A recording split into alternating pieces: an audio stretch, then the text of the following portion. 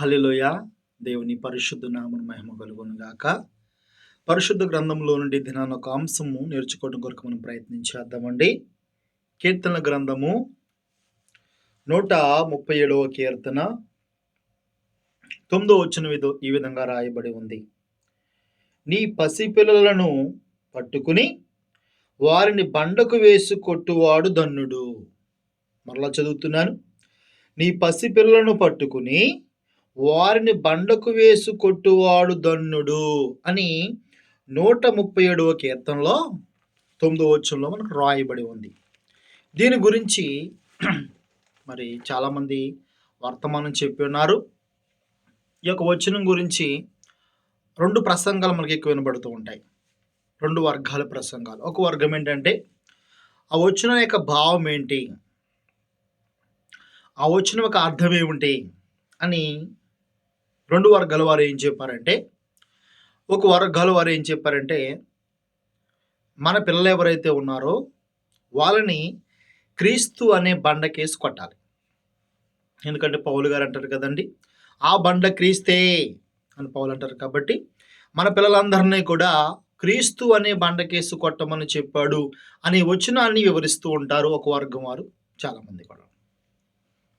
రెండో వర్గం వారు ఏమంటారంటే, అదే వచనాన్ని తీసుకుని మన జీవితంలో పసిపిల్లల వంటి స్వభావం ఉంటుంది, మన మనసులు ఎదుగుతాం కానీ మనలో పసిపిల్లల వంటి స్వభావం ఉంటుంది, ఆ స్వభావాన్ని మనము క్రీస్తు అనే బండకేసి కొట్టాలని మరొక వర్గం వారు చెప్తూ ఉంటారు. అయితే ఈ 2 వర్గం వారు చెప్పిన ఆన్సరు ఎంతవరకు కరెక్ట్ అనేది మనము పరిశుద్ధ గ్రంథాన్ని పరిశీలిద్దాం. ఎందుకంటే వాళ్ళు ఏదో తప్పు చెప్పారు, నేనేదో గొప్పనని కాదు, కానీ పరిశుద్ధ గ్రంథమును గూర్చి యేసుక్రీస్తు ప్రభువారు ఎలా చెప్తున్నారు ఒకసారి. ఏమని చెప్తున్నారంటే, యోహాను సువార్త 5వ అధ్యాయము 39వ వచనంలో ఈ విధంగా రాయబడి ఉంది. లేఖనముల యందు మీకు నిత్య జీవము కలదని తలంచుచు వాటిని పరిశోధించుచున్నారు. లేఖనం అనగా దేవుని వాక్యం ఏదైతే ఉన్నదో దాన్ని పరిశోధించటము ద్వారా మనకేముందంట అండి, నిత్య జీవం ఉన్నదంట. ఈ లోకంలో మనం పనికి వెళ్తాం కదండి, పనికి వెళ్తే ఏమిస్తారు? జీతం ఇస్తారు. ఒక జాబ్ చేస్తే శాలరీ ఇస్తారు. ఇలాగ ఈ లోకంలో పని చేస్తే జీతం ఉంది, జాబ్ చేస్తే శాలరీ ఉంది. అదేవిధముగా ఈ పరిశుద్ధ గ్రంథం ఏదైతే ఉన్నదో దాన్ని పరిశోధించి చదవటం ద్వారా, పరిశుద్ధ గ్రంథాన్ని చాలామంది చదువుతారు, చదవటము గొప్ప కాదు, కానీ దేవుని గ్రంథాన్ని ఎలా చదవాలంటే పరిశోధించి చదవాలంట. యెహోవా గ్రంథమును పరిశీలించి చదువుడని యెషయా గ్రంథములో చెబుతూ ఉన్నాడు. కానీ మనలో చాలామంది కూడా పరిశుద్ధ గ్రంథాన్ని చదువుతాము కానీ నామకార్థంగా చదువుకుంటూ వెళ్ళిపోతాం. అయితే వచ్చిన భావాన్ని ఎందుకో మన పెద్దలు చాలామంది కూడా అపార్థం చేసుకున్నారు. ఈ 137వ కీర్తనలో 9వ వచనంలో ఎందుకో మన పెద్దలు మరి అపార్థం చేసుకున్నారు. వచనంలో యేసుప్రభు అంటున్నాడు, నిత్య జీవము కలదు మీకు. ఏ విషయంలో? పరిశుద్ధ గ్రంథంలో ఉన్న వచనాలను జాగ్రత్తగా ధ్యానించి మీరు తెలుసుకుంటే, సత్యాన్ని వెతికి తెలుసుకుంటే మీకు నిత్య జీవము కలదని యేసుప్రభు వారు చెప్తున్నారు. మీరు అనుకోవచ్చు, ఎందుకు బ్రదర్ ఈ గొడవలండి, నీ వాక్యం ఏదో ఉందని ఎవరికాలు చెప్పుకుని వెళ్ళిపోవచ్చు కదా, ఎవరికాలు బోధించి వెళ్ళిపోవచ్చు కదా, వాళ్ళు తప్పు చెప్పారండి మీకు బాధ ఎందుకంటే, లేదండి, మనము తప్పనిసరిగా క్రైస్తవులనే వారు వాక్యాన్ని నేర్చుకోవాలి, సత్యాన్ని నేర్చుకోవాలి, నిజాన్ని తెలుసుకోవాలి. మనకి లాభం ఉంది దీనివల్ల, నిత్య జీవం ఉన్నది. నువ్వు పని చేస్తే జీతం ఇస్తారా? ఇస్తారు. పని చేయకుండా ఇస్తారా? ఎవరు?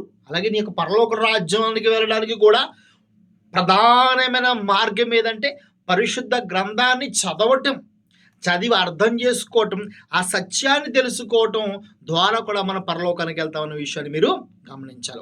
ఒక విషయాన్ని బైబిల్లో ఉన్న మరి ఒక మాట, సత్యమైన మాటని, నిజమైన మాటని అబద్ధముగా బోధిస్తే, అబద్ధముగా చెబితే దానివల్ల నరకానికి కూడా వెళ్ళిపోతామంట. అందుకే మరి యాకోబు అంటాడు, నా ప్రియ సహోదరులారా, బోధకులమైన మనకి కఠినమైన తీర్పు ఉందని ఎరిగి మీలో అనేక మంది బోధకులు కావద్దంటే, బోధించేవాడు తప్పనిసరిగా ఉన్నది ఉన్నట్లుగా బోధించడం కొరకు ప్రయత్నించాలి. తెలియకపోతే ఆగి తెలుసుకుని యోచించి పరిశీలించి చెప్పాలి తప్ప మరి లేనిది పురమాయించి చెప్పకూడదు.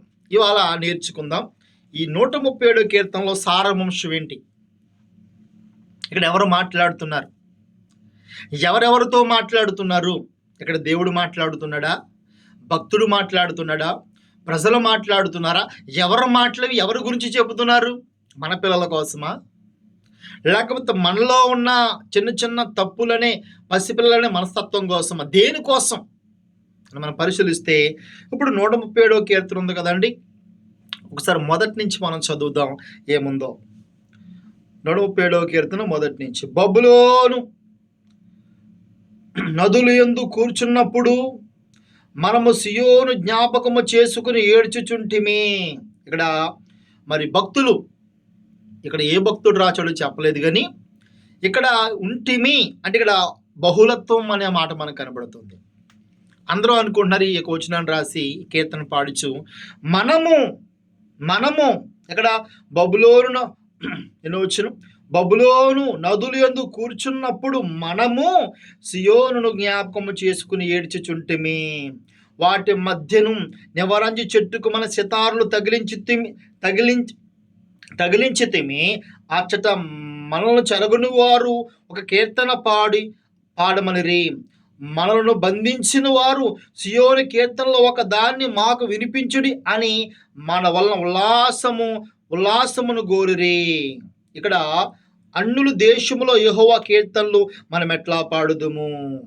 ఇక్కడ జాగ్రత్తగా మనం గమనిస్తే ఈ కీర్తన రాస్తూ పాడుతూ వాళ్ళు ఏమంటున్నారంటే, బబులోను నదులు యందు కూర్చుండున్నప్పుడు మనము సియోనుని జ్ఞాపకం చేసుకుని ఏడ్చుచుంటిమి.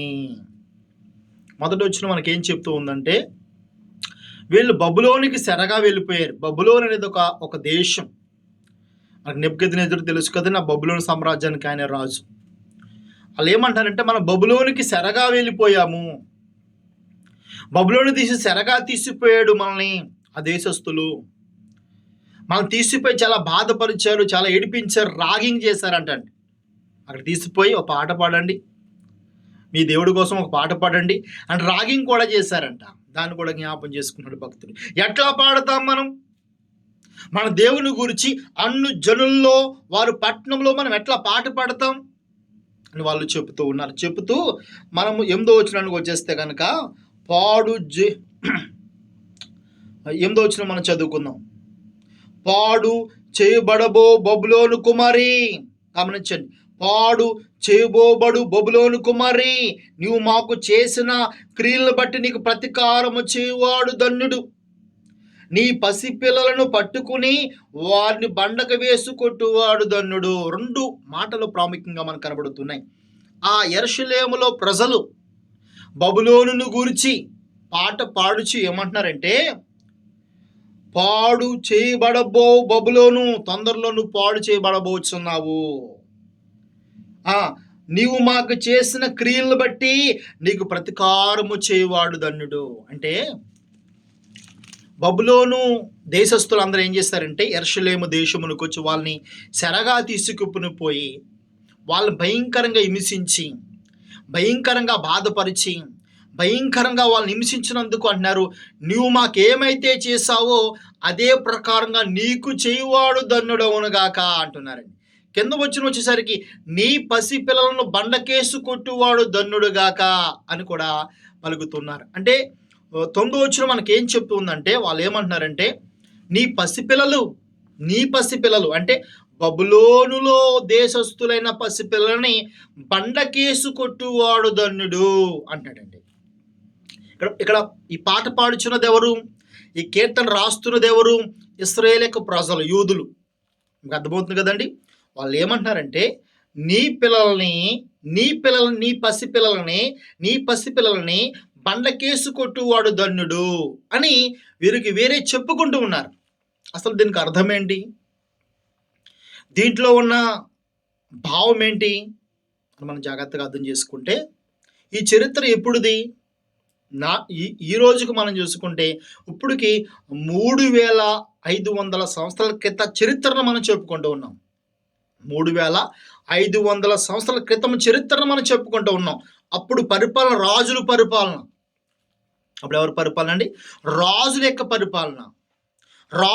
పరిపాలనలో జరిగిన ఒక సందర్భాన్ని మీరు జాగ్రత్తగా గమనిస్తే, అక్కడ వాళ్ళు ఏం చెప్తూ ఉన్నారంటే, గతంలో మా పసిపిల్లల్ని గుర్తుపెట్టుకోండి. గతంలో మా పసిపిల్లల్ని మీరు బండకేసి కొట్టారు. కాబట్టి మీ పసిపిల్లలను కూడా అలా కొట్టువాడు ధన్యుడవును గాక అని పలుకుతూ ఉన్నారు. పాత నిబంధన అదేవిధంగా క్రొత్త నిబంధన. పరిశుద్ధ గ్రంథం 2 గ్రంథాలు మనకు కనపడతాయి. ఒకటి పాత నిబంధన, 2 క్రొత్త నిబంధన. పాత నిబంధన వేరు, క్రొత్త నిబంధన వేరు. పాత నిబంధన చదువుకుంటా కానీ మనం పాటించం. పాత నిబంధన చదువుకుంటాం అంతే. మనం పాటించవలసింది ఈరోజు క్రైస్తవులు క్రొత్త నిబంధన మాత్రమే.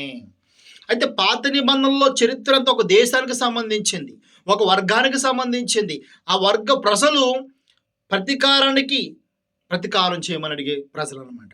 మీకు అర్థం కావాలంటే లేవి కాండం ఒకసారి చూద్దాం. చూడండి, లేవి కాండంలో ఒక చట్టాన్ని ఇవ్వబడింది. లేవి కాండము అంటే మీకు ఈ వచనం అంత తొందరగా అర్థమవుదు. మీకు వచనాలతో సహా చాలా వచనాలు ఇస్తాను, రాసుకుందరు కానీ దయచేసి ఈ యొక్క అంశాన్ని నేర్చుకోండి దయచేసి. లేవి కాండము 24వ అధ్యాయము 18వ వచనం 17వ వచనం చదువుతాను. ఎవడైనను ఒకరిని ప్రాణహత్య చేసిన ఎడల వానికి మరణశిక్ష విధింపవలను. జంతువ ప్రాణహత్య చేసిన వాడు ప్రాణమిచ్చి దాన్ని నష్టము పెట్టుకొనవలను. ఒకడు తన పొరుగు వానికి కలంకము కలగజేసిన ఎడల వాడు చేసినట్లు వానికి చేయవలను. అదేవిధంగా 20 వచనాల దాకా మనం చదువుకుంటే ఇక్కడ ఏమని రాయబడిందంటే, ఇశ్రాయేలు ప్రజలకు ఇచ్చిన ధర్మశాస్త్రంలో దేవుడు ఏం చెప్పాడంటే, కంటికి కన్ను, పంటికి పన్ను, ప్రాణమునికి ప్రాణము. ఇశ్రాయేలు యొక్క చట్టం, ధర్మం ఎలాగున్నదంటే, ఎవడైనా నీ కంటి మీద పొడిచాడా తిరిగి వాడు కంటి మీద పడవాలి. అది పాత నిబంధన కాలంలో చట్టం. అప్పుడు ఆ రోజుల్లో ఉన్న భయంకరమైన పరిస్థితుల్లో జనాలను కంట్రోల్ చేయడానికి, ప్రజలను కంట్రోల్ చేయడానికి కఠినమైన చట్టాన్ని దేవుడు ఇచ్చాడు మోషే గారి ద్వారా. ఈ చట్టాన్ని బట్టి, చట్టం వాళ్ళ చేతిలో ఉంది. ఈ చట్టాన్ని బట్టి మరి వాళ్ళు ఈరోజు క్రైస్తవులు కాదు. వాళ్ళు ఇప్పుడు మనం క్రీస్తు తర్వాత వచ్చిన వారం కాబట్టి మన నియమావళులు వేరేగా ఉంటాయి, మన పద్ధతులు వేరేగా ఉంటాయి, మన తలంపులు వేరేగా ఉంటాయి. వాళ్ళ క్రీస్తు ముందున్నవారు, వాళ్ళ తలంపులు వేరు, వాళ్ళ ఆలోచనలు వేరు. అయితే ఈ ధర్మశాస్త్ర ప్రకారం చూసుకుంటే కంటికి కన్ను, పంటికి పన్ను. వాళ్ళు 137వ కీర్తన 9వ వచనం వాళ్ళు ఏమంటున్నారంటే, మీరు మా పిల్లలను తీసుకెళ్లి బండకేసి కొట్టారు కదా. అంటే ఆ రోజులు యుద్ధాలు ఎలా జరిగాయి అంటే అండి, ఇప్పుడు ఈ రోజుల్లో మనం చూసుకుంటే ఒక మనిషిని చంపారంటే మన దేశంలో ఆయన తీసుకెళ్ళి ఏం చేస్తారు, ఉరి తీస్తారు. ఇప్పుడు చట్టం కోవిడ్ గల్ఫ్ కంట్రీలో మనం చూసుకుంటే కొన్ని చోట్ల ఉరి తీస్తారు, కొంతమంది తలకు నరికేస్తారు సౌదీ ప్రాంతంలో. ఇప్పుడు జరుగుతున్న కొన్ని చట్టాలు, ఆ రోజులు ఇశ్రాయేలు ప్రజల చట్టం, ఆ రోజులు యుద్ధాలు మనం జాగ్రత్తగా చూసుకుంటే కనుక, ఒక దేశం మరొక దేశం మీదకి వచ్చి యుద్ధం చేస్తే కనుక వాళ్ళు చేసిన మొట్టమొదటి పని ఏంటంటే, బలంగా ఉన్నవారిని తీసుకుపోతారు. పురుషులను కానీ స్త్రీలను కానీ వాళ్ళ యుద్ధాలకు ఉపయోగించుకోవడానికి, పనులకు ఉపయోగించుకోవడానికి, ఇలా వాళ్ళందరినీ కూడా తీసుకుపోతారు. స్త్రీలని, పురుషులను కూడా. పసిపిల్లలనే వారిని ఏం చేస్తారంటే, దానికి మీకు వచనాన్ని ఇస్తాను నేను, మీకు మామూలుగా ఇప్పుడు ముందు చెప్తున్నాను. పసిపిల్లల్ని ఏం చేస్తారంటే బండకేసు కొట్టడము, వాళ్ళని చంపడం అనే పద్ధతిని ఆ రోజుల్లో ప్రతి వర్గం వారు ఇలాగే చేసేవారు ప్రపంచవ్యాప్తంగా. అంటే ఒక దేశాన్ని మీదకి యుద్ధానికి వెళ్ళినప్పుడు వాళ్ళకు ఉపయోగపడే యవనస్తులను తెచ్చేసుకుంటారు, బలమైన వారిని తెచ్చేసుకుంటారు, వారికి కావాల్సిన సామాగ్రిని తెచ్చేసుకుంటారు. పసిపిల్లలు ఉంటారు కదండి, కొన్ని పసిపిల్లలు కదా వదిలేచ్చు కదండి, వదలరండి. వాళ్ళు ఎందుకు వదిలేవారు కాదంటే, ఆ పసిపిల్లలు అనేవారు కనుక వదిలిపెట్టేస్తే, వాళ్ళని విడిచిపెట్టేస్తే, ఇవి పెద్ద అయిన తర్వాత పగ పెంచుకుని వారు మళ్ళా మన మీదకి యుద్ధానికి వస్తారని వారు పసిపిల్లలుగా ఉండగానే వాళ్ళని చంపేసేవారు. గర్భిణీ స్త్రీలను కూడా ఆ కడుపులు చీల్చేసేవారు. ఇది ఆ రోజుల్లో క్రీస్తు పూర్వం 1500 సంవత్సరాల క్రితం, అంతకు ముందు జరిగిన చరిత్రను మీకు చెబుతున్నాను. అప్పుడు చట్టాలు అలాగుండేవండి, యుద్ధాలు అలాగుండేవండి, పరిస్థితులు అలాగుండేవండి. ఇశ్రాయేలు ప్రజలు ఏమంటున్నారంటే, ఇశ్రాయేలు ప్రజలకు అదే ఎదురైంది.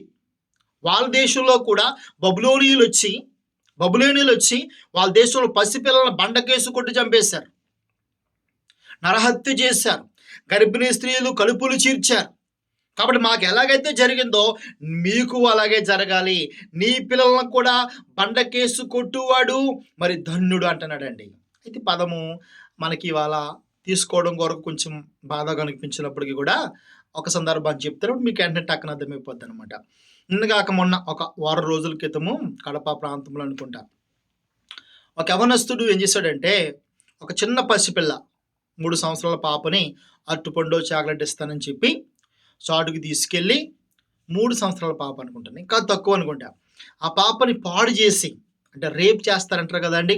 అలాగా పాపని పాడు చేసి 3 సంవత్సరాల పిల్ల పాడు చేసి చంపేసి వచ్చాడండి. తిరగా తల్లిదండ్రులు మరి ఎక్కడుందని చూస్తే పొదల్లో పడిపోయింది. అప్పుడు ఆ గ్రామస్తులు ఈ లోపల వెంటనే పోలీసులు వచ్చేసారు. అతను జీపెక్కించేశారు, ఎవడైతే ఈ విధంగా చేశాడో.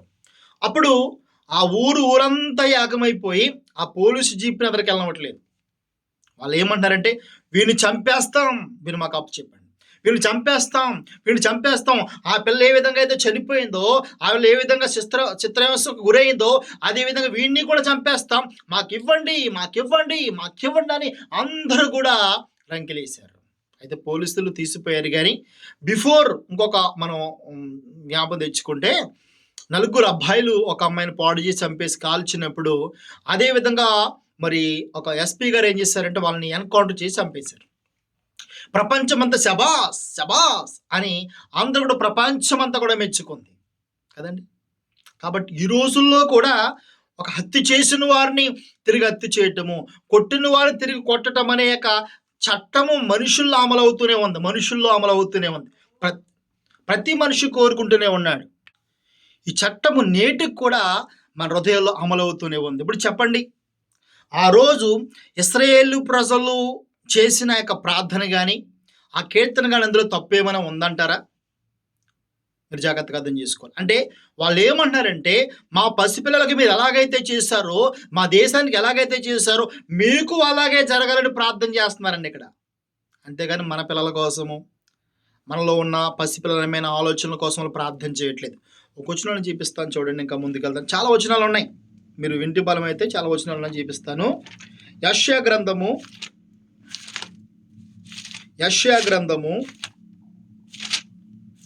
13వ అధ్యాయము,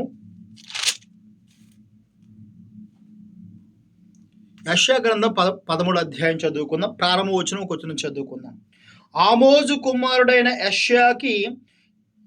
యెషయాకు బబులోను గూర్చిన ప్రత్యక్షమైన దేవోక్తి. బబులోను గురించి దేవోక్తి అంటే దేవుడు ఏం చెప్పాడంటే, బబులోనికి త్వరలో జరగబోయే దాని గురించి యెషయా ప్రవక్తకు చూపించాడు. ఏం జరగబోతుందంట? మనం డైరెక్ట్గా వచనం చదువుకుందాం. 16వ వచనంలో ఏముందంటే, వారు చూచుచుండగా 13వ అధ్యాయం అంతా కూడా బబులోనుని గురించే. బబులోనికి ఏం జరగబోతుంది, బబులోనికి దేవుడు ఏం చేయబోతున్నాడే దాని గురించి ఇక్కడ రాయబడి ఉందన్నమాట. 13వ వచనం యెషయా గ్రంథం. వారు చూచుచుండగా వారు పసిపిల్లలు నలగగొట్టబడుదురు, వారు ఎండ్లు దోచుకొనబడును. మీకు అర్థమవుతుందండి? అంటే దేవుడు ఆ రోజు వారు చేసిన ప్రార్థన దేవుడు ఆలకించాడు. ఎందుకంటే కొత్త నిబంధన కూడా ఒక మాట ఉంటుంది, నువ్వే కొలత కొలుస్తావో నీకు అదే మరలా అదే కొలత కొల్చబడుతుంది. నువ్వేది ఇచ్చుతావో ఆ పంటే కోస్తావు. నువ్వు చేసినదే నీ నెత్తి మీదకి వచ్చును. అదేవిధంగా మనం జాగ్రత్తగా పరిశీలిస్తే కనుక ఇక్కడ బబులోనీయులు ఇశ్రాయేలు ప్రజలకు చాలా అన్యాయం చేశారు. అనేక మార్లు వారిని చెరగ తీసిపోయారు, వాళ్ళని హింసలకు గురి చేశారు, వారికి బాధలకు గురి చేశారు. వాళ్ళు పసిపిల్లల బండకేసి కొట్టేవారు, చంపేవారు. ఇది ఆ రోజుల్లో వాళ్ళ యొక్క మూర్ఖత్వం అండి. ఇది ఒక ఇశ్రాయేల్ దేశమే కాదు, ప్రపంచవ్యాప్తంగా జరిగే ఒక కఠినమైన చట్టం. ఆ దినాలలో రాజుగారు చెప్పేవాడు, రే మీరు వెళ్తున్నారా దేశం మీద యుద్ధానికి? వెళ్తున్నామండి. యవనస్తులను తీసుకొచ్చేయండి రా, వృద్ధులను కూడా తీసుకొచ్చి పని చేస్తారు. మరి పసిపిల్లలను ఏం చేయమంటారండి? పసిపిల్లలను ఏం చేస్తారంటే భయంకరంగా చంపేయండి రా, బండకేసి కొట్టండి, కత్తితో పొడవండి అనే చట్టం ఆ దినాల్లో అమలయ్యేది. కాబట్టి మనం బైబిల్ చదివేటప్పుడు ఆ రోజుల చరిత్రను కూడా కొంచెం మనకు అవగాహన ఉండాలి. ఇక్కడ దేవుడు వాళ్ళకి జరగబోయే విషయం గురించి చెప్తున్నాడు. ఎవరికి? బబులోనీయులకి జరగబోయే విషయం గురించి చెప్తున్నాడు. మరలా చదువుతున్నాం, వారు చూచుచుండగా వారు పసిపిల్లలు నలగొట్టబడుదురు. నీవు చేసావు కదా, ఇంక బలం ఉందని, శక్తి ఉందని నువ్వు వెళ్ళి ఇశ్రాయేలు ప్రజలను అదే విధంగా చేసావు కదా, రేపు నీ పసిపిల్లలకు కూడా అలాగే జరుగుతుంది. అంటే దానికి అర్థం ఏంటంటే, పసిపిల్లలకు అలా జరుగుతుంది అర్థం ఏంటంటే, యుద్ధం అనేది మొదలైంది అనుకోండి, యుద్ధం చేయటానికి వెళ్ళారనుకోండి, వాళ్ళు యుద్ధం చేసే సమయంలో చేసేది ఏంటంటే దేవుడు చెప్పక్కర్లేదు అక్కడ, వాళ్ళు చేసే పని అది. పసిపిల్లలకు సహా బండకేసు కొట్టి చంపటం అనే ఆనవాతి ఆ రోజుల్లో ప్రపంచ దేశ రాజులకు ఉండేదండి. కాబట్టి వాళ్ళకి ఎలాగైతే జరిగిందో మాకు అలాగే జరగాలని ఇశ్రాయేలు ప్రజలు కోరుకుంటున్నారు. మాకెలాగైతే మీరు చేశారో దేవుడు మీకు అలాగే చేయాలని కోరుకుంటున్నారు. అలా చేసినవాడు ధన్యుడు అని వాళ్ళ పాట పాడుకుంటున్నారు. ఇంకొక వచనం చూద్దాం చూడండి. హోషేయ గ్రంథము 13వ అధ్యాయము 16వ వచనం. సోమ్రోను తన దేవుని మీద తిరుగుబాటు చేసెను కనుక అది శిక్ష నొందెను. జనులు కత్తి పాలగుదురు, వారి పిల్లలు రాళ్ళు కేసు కొట్టబడుదురు, గర్భిణీ స్త్రీలు కడుపులు చేల్చబడును. మీకు అర్థమవుతుందండి? దేవుడు ఇక్కడ ప్రవచిస్తూ ఉన్నాడు హోషేయ గారి ద్వారా. ఏమన్నాడంటే, సోమ్రోను, ఇలా ఎవరో కాదు, మళ్ళీ వీళ్ళందరూ యూదులు, ఇశ్రాయేలు ప్రజలు వీళ్ళందరూ కూడా ఉన్నారన్నమాట. ఈ సోమ్రోని ప్రాంతం అంతా గురించి దేవుడు ఏం చెప్తున్నాడు, వీళ్ళు తిరగబడి ఉన్నారు, దేవుణ్ణి మర్చిపోయారు. కాబట్టి త్వరలో వీళ్ళ పరిస్థితి ఏమైపోతుందంటే, వీళ్ళు వేరే దేశం చేత పట్టబడతారు. వేరే దేశం వచ్చి వీళ్ళని ఆక్రమించుకున్న సమయంలో వాళ్ళు ఉత్తుగా వచ్చి తీసిపోరండి. వాళ్ళు వచ్చారా బాబు అంటే, వేరే దేశం వాళ్ళు వచ్చారా బాబు అంటే వాళ్ళు చేసి మొట్టమొదటి పని ఏంటి? యవనస్తులను తీసిపోవడం, పెద్దోళ్ళని తీసిపోవడం, పసిపిల్లల్ని ఇక్కడేం చెప్తున్నాడు, పసిపిల్లలు రాళ్ళు కేసు కొట్టబడదురు. చంపటం అనేది ఆ రోజుల క్రూరత్వం. పసిపిల్లలు రాళ్ళు కేసు కొట్టి చంపే విధానం అనేది ఆ రోజుల్లో అమల్లో ఉండేది. కాబట్టి దేవుడు ముందే హెచ్చరిస్తున్నాడు, నా మాట మీరు వినకపోతే మీ దేశం మీదకి శత్రువులు వస్తారు. ఇది ముందుగా దేవుడు ద్వితోపదేశ కాండంలో ముందే దేవుడు చెప్పాడండి. ద్వితోపదేశ కాండం అని చదువుకుంటే దేవుడు ఏం చెప్పాడు, మీరు నా మాట వింటే, నాకు లోబడితే అనేకమైన ఆశీర్వాదాలు ఉన్నాయి, అనేకమైన దీవులు ఉన్నాయి, అనేకమైన అద్భుతాలు చేస్తాను. మీరు నా మాట వినకపోతే, నాకు లోబడకపోతే శాపాలు వస్తాయి. మీరు వేరే దేశానికి కొనుపోబడతారు, వేరే దేశానికి సెరగా వెళ్ళిపోతారని దేవుడు ముందుగానే ఆజ్ఞలో పొందుపరిచాడు. కాబట్టి వాళ్ళు గనక దేవుడికి లోబడకపోతే, దేవుడితో నడవకపోతే, దేవునితో ఉండకపోతే, దేవుడు మాట కనుక వినకపోతే వాళ్ళకి జరిగే భయంకరమైన పరిస్థితి ఏమిటంటే శత్రువు వస్తాడు. శత్రువు వస్తే ఏం చేస్తాడు? ఆ రోజుల్లో శత్రువు వస్తే ఏం చేస్తాడు? ఇప్పుడు ఇవాళ చూడండి, ఇవాళ ఏం చేస్తారు? మన పాకిస్తాన్కి ఇండియాకి యుద్ధం జరిగింది. ఏం చేశారు? ప్రభుత్వలుగా ఏం చేశారు? బాంబులు వేసుకున్నారు. కత్తులతో పొడుచుకోవచ్చు కదా. కత్తులతో పొడుచుకుని బండలతో బండకేసి కొట్టే విధానం పోయింది. అది రాజుల నాటి యుద్ధాలు బండకేసి కొట్టుకోవడం, కత్తెట్టి నరికేయడం. ఇప్పుడు యుద్ధం మారిపోయింది. ఇప్పుడు ఏ యుద్ధం చేసుకున్నా, ఏ దేశంలో యుద్ధం జరిగినా కూడా ఎలా చేస్తారు? అణుబాంబులు వేసుకుంటారు, బాంబులు వేసి చంపేస్తారు. ఇప్పుడు ఆనవాతి. ఆ రోజుల్లో కూడా ఒక దేశం మరొక దేశం మీదకి వచ్చిందంటే వాళ్ళు చేసే మొట్టమొదటి పని, వాళ్ళ దగ్గర మరి భయంకర రాళ్ళు ఉండేవి, కత్తులు ఉండేవి. వాళ్ళు ఏం చేసేవాళ్ళు? సింపుల్గా పెద్దవాళ్ళని తీసిపోయి పసిపిల్లల బండకేసి కొట్టేవారు. ఇక్కడ అదే చెప్తున్నాడండి హోషేయ గ్రంథంలో కూడా. శత్రువు వస్తాడు, వాడు వస్తే మంచివాడు కాదు.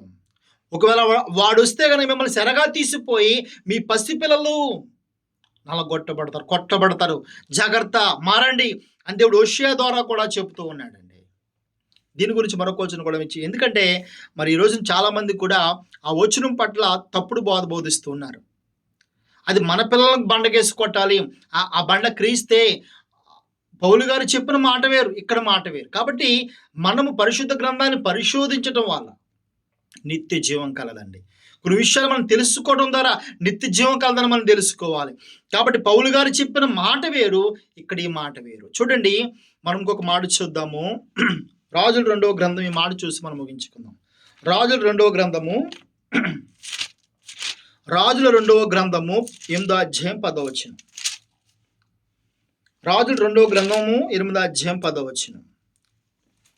రాజుల 2వ గ్రంథము 8వ అధ్యాయము 10వ వచనం. అప్పుడు ఎలీషా, నీవు అతని యొద్దకు పోయి నిత్యముగా నీకు స్వస్థ కలుగవచ్చని చెప్పమనను. అయినప్పటికీ అతని అవశ్యముగా మరణము సంభవించునని యెహోవా నాకు తెలియజేసినని పలికి, హజాయేలు ముఖము చిన్నబోనంత వరకు ఆ దైవజనుడు అతను తెరిచూచుచు కన్నీళ్లు రాల్చెను.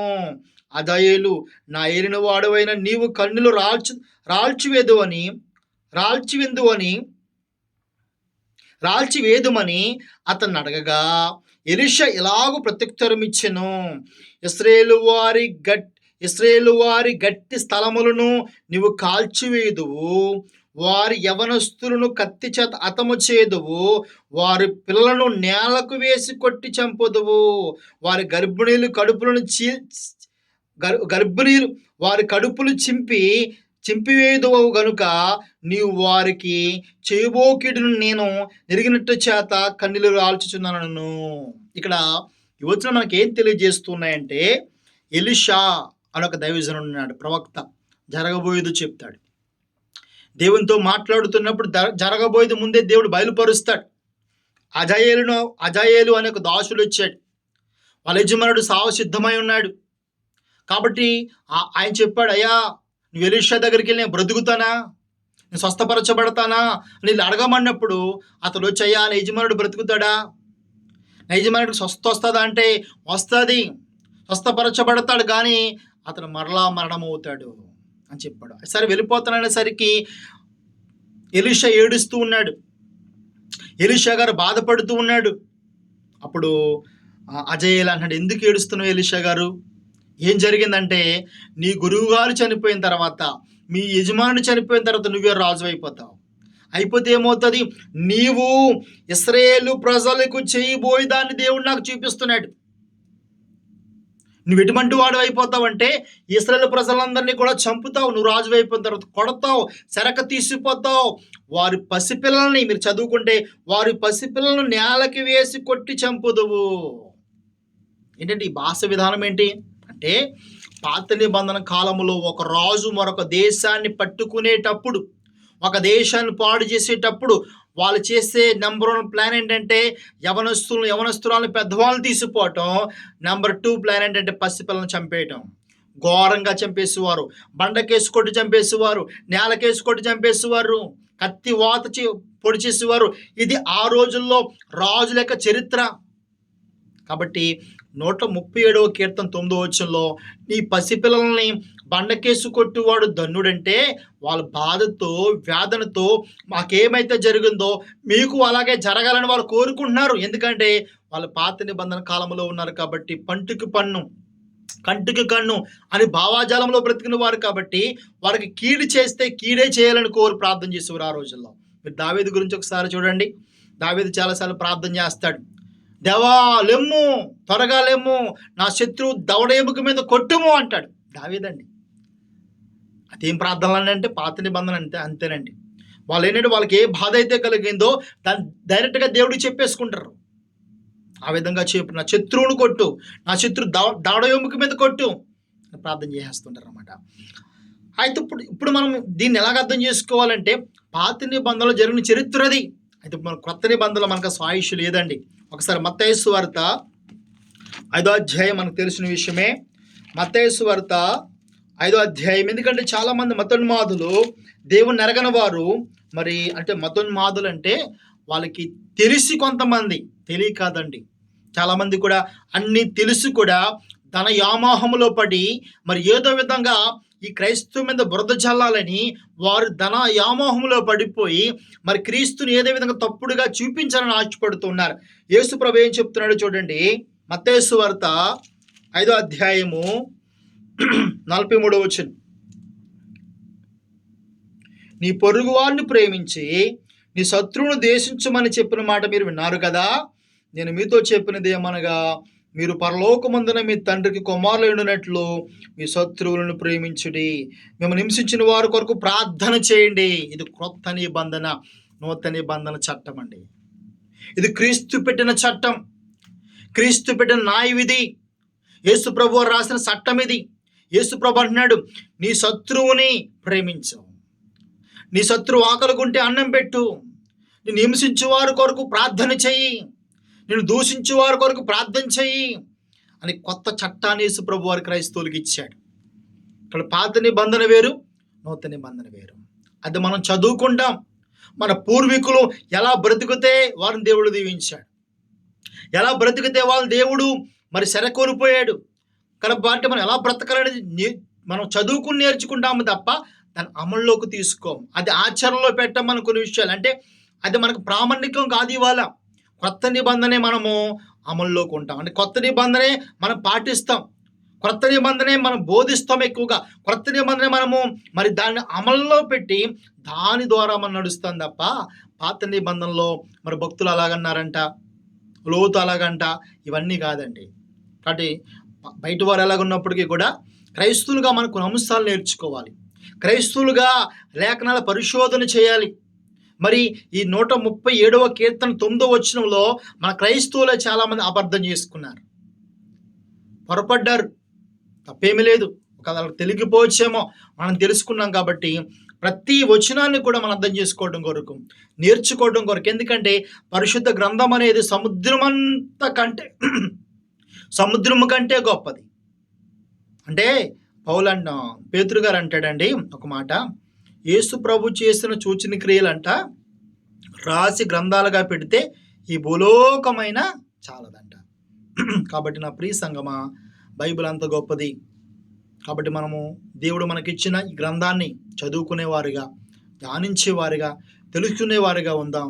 మరి ఈ యొక్క అంశాన్ని మనం నేర్చుకున్నాం కాబట్టి ఇది అనేక మందికి షేర్ చేయండి, వారిని కూడా బలపరచండి. మీ అందరికీ వందనాలు. మా పరిచర్య కొరకు ప్రార్థన చేయండి. మీ సహోదరుడు దానియేలు. అందరికీ వందనాలు.